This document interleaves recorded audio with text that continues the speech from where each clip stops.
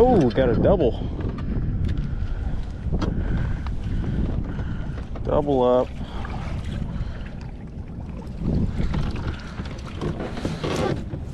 Sand bass and spotty.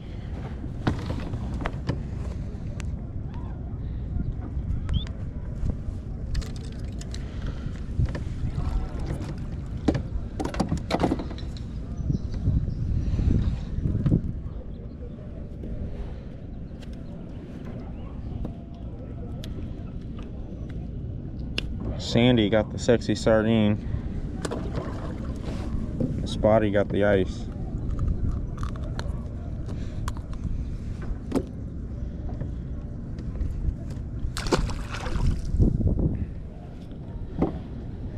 I got a double up in a while, especially with spotties.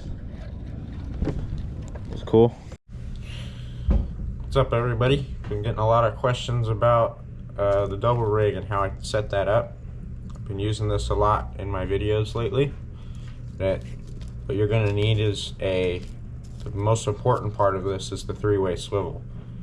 So a lot of times everybody uses the owner. This one's really good, but I don't really like those. This one's a Spro power swivel, and it's got basically a smaller swivel connected to the main wire of the other one. It's about twice as strong as that owner. I've never broken one of these. I've broken the owners a lot, even just on spotties. This one, it seems to also be a lot more free to swivel around that bigger one, so it reduces the line twist a lot. So those ones are my favorite. I fish them mostly in the, I think it's 65-pound size. They're kind of small, but it's perfect size for spotties. I got this bright line just so you guys can see it. And I normally take about 4 feet, cut it off the spool, and then you take your swivel. And on these Spros, you'll notice there's a big loop where the little swivel's connected to, and then the two smaller loops on the bottom. The two smaller loops are where you want to tie to for your droppers. So you can really use whatever knot you like. I don't really know what this one's called. You just go around 7 times. Go through the hole. Go back through. You wet it. Cinch it down. Cut off the tag. Then you take the other end and you find the other small loop and you tie it right there. This is going to leave you a big loop in your line like this. Just repeat the same process as before.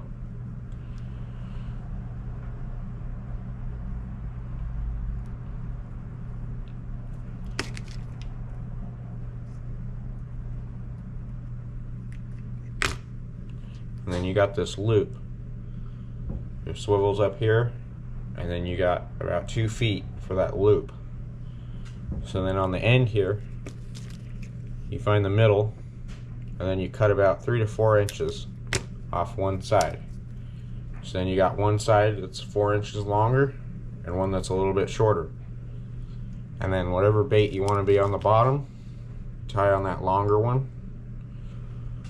I'm doing double quarters on this one.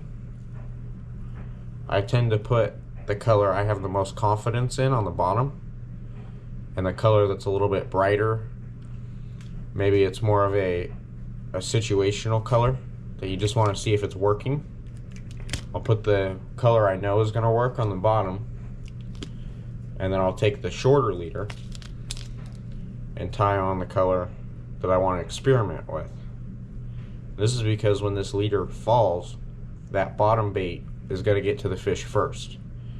And if you have confidence in that color getting bit, they're going to bite that one. And then you can kind of figure out off of that control bait if they're biting the more experimental color. So in this example, I have a chub and a 1/4 ounce pink on there. I have a lot of confidence in the chub and not as much in the pink, but I do know when they're on the pink, it can be a really good bite. So I'll set it up with one I know is gonna work and one that I want to see if it's gonna work. Because if they're biting this color, then I know I can go to a double similar to this. Or if I'm not getting any fish on this one and I'm getting all the bites on this color, then I'll switch it over to a double natural color.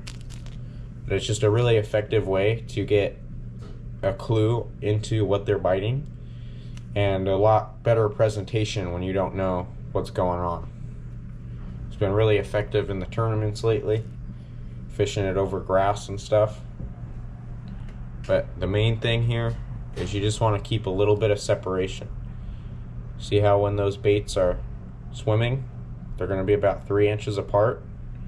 That's how you want it to be. Because if these are right next to each other, they're going to get all tangled up because they're swimming and hitting each other and hitting the line. But if they're up separated, they're going to swim with the lines like this. And it's going to keep that line separate, and the swivel is going to be able to keep it all untangled.